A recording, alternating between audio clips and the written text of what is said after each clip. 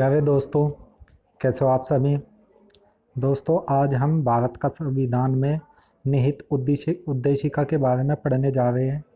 उद्देशिका में कौन कौन से वर्ड निहित है और कब कब इसमें लगाए गए हैं, इसके बारे में हम जानेंगे।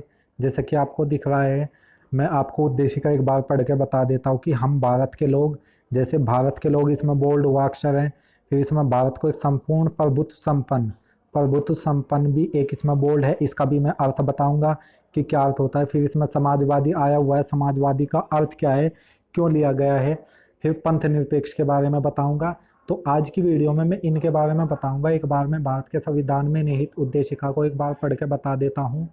हम भारत के लोग भारत को एक संपूर्ण प्रभुत्व संपन्न समाजवादी पंथ निरपेक्ष लोकतंत्रात्मक गणराज्य बनाने के लिए तथा उसके समस्त नागरिकों को सामाजिक, आर्थिक और राजनीतिक न्याय का भी अर्थ बताऊंगा मैं, विचार, अभिव्यक्ति, विश्वास, धर्म और उपासना की स्वतंत्रता का भी अर्थ बताऊंगा, प्रतिष्ठा और अवसर की समता प्राप्त करने के लिए तथा उन सब में व्यक्ति की गरिमा और राष्ट्र की एकता और अखंडता सुनिश्चित करने वाली बंधुता बढ़ाने के लिए दृढ़ संकल्प होकर अपनी इस संविधान सभा में आज तारीख 26 नवंबर 1949 ईस्वी मिति मार्गशीर्ष शुक्ल सप्तमी संवत 2006 विक्रमी को एतद द्वारा संविधान को अंगीकृत, अधिनियमित और आत्मार्पित करते हैं। फिर देखो, इसका मैं इसमें कुछ दूसरा जो इसका पेज है उसमें एक वर्ड आया हुआ है कि जो राष्ट्र की एकता और अखंडता है कब जोड़ा गया था। ये आपको नीचे लिख रहा होगा कि संविधान का जो 42वां संशोधन था, अधिनियम 1976 की धारा 2 के द्वारा 3 तारीख पहला महीना 1977 से लागू हुआ था, प्रभुत्व संपन्न लोकतंत्रात्मक गणराज्य के स्थान पर प्रतिस्थापित किया गया था। ठीक है, कौन सा शब्द? राष्ट्र की एकता और अखंडता किसकी जगह यूज किया गया था? ये प्रभुत्व संपन्न लोकतंत्रात्मक गणराज्य की जगह। ठीक है, अब आगे दूसरा क्या है इसमें?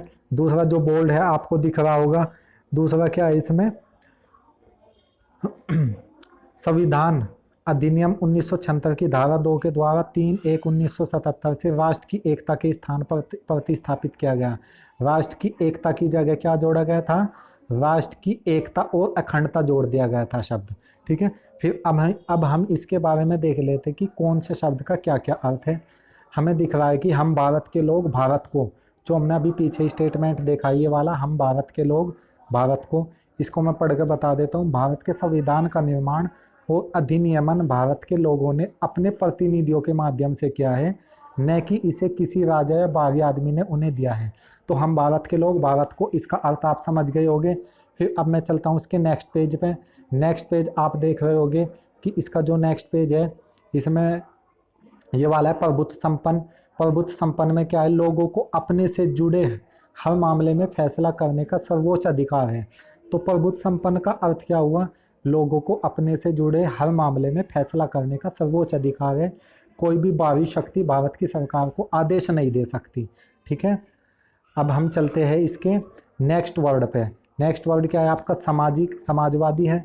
समाजवादी का अर्थ क्या है ये भी देख लेते हैं। समाज में संपदा सामूहिक रूप से पैदा होती है और समाज में उसका बंटवारा समानता के साथ होना चाहिए। सरकार जमीन और उद्योग धंधों की हकदारी से जुड़े कायदे कानून इस तरह बनाए कि सामाजिक आर्थिक असमानताएं कम हो। ठीक है, फिर आता है आपका पंथ निरपेक्ष। तो पंथ निरपेक्ष का क्या अर्थ है इसको भी देख लेते हैं। पंथ निरपेक्ष का अर्थ है नागरिकों को किसी भी धर्म को मानने की पूरी स्वतंत्रता है। तो पंथ निरपेक्ष का अर्थ क्या हुआ?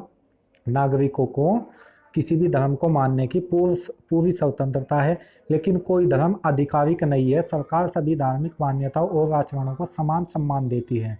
फिर आपका आता है लोकतंत्रात्मक। लोकतंत्रात्मक में क्या है? सरकार का एक ऐसा स्वरूप जिसमें लोगों को समान राजनीतिक अधिकार प्राप्त होते हैं। लोग अपने शासन का चुनाव करते हैं और उसे जवाबदेह बनाते हैं। यह सरकार कुछ बुनियादी नियमों के अनुरूप चलती है। ठीक है, तो लोकतंत्र का अर्थ आपने देखा होगा। फिर आता है गणराज्य। तो गणराज्य का अर्थ क्या है? शासन का प्रमुख लोगों द्वारा चुना हुआ व्यक्ति होगा, न कि किसी वंश या राजा खानदान का। ठीक है, जो गणराज्य का अर्थ है वो जनता के द्वारा चुना जाएगा, न कि किसी खानदान से। जैसा आप ब्रिटेन में देखते हो वहाँ पे खानदानी चलता आता है। फिर आता है आपका न्याय। शब्द सुना होगा आपने उद्देशिका में।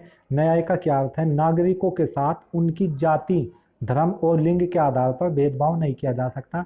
मतलब कि नौकरी में किसी किसी भी आधार पे उनमें भेदभाव नहीं किया जा सकता, जैसे कि ये किस कैटेगरी का है, हर कैटेगरी में वो अलग बात है कि उसमें आरक्षण दिया गया है। ठीक है, तो न्याय का अर्थ क्या है, नागरिकों के साथ उनकी जाति, धर्म और लिंग के आधार पर भेदभाव नहीं किया जा सकता। ठीक है, फिर आगे चलते हैं स्वतंत्रता पे। स्वतंत्रता शब्द आता है, नौवा शब्द, नागरिक को कैसे सोचे, किस तरह अपने विचारों को अभिव्यक्ति करें और अपने विचारों पर किस तरह अमल करें, इस पर कोई अनुचित पाबंदी नहीं है।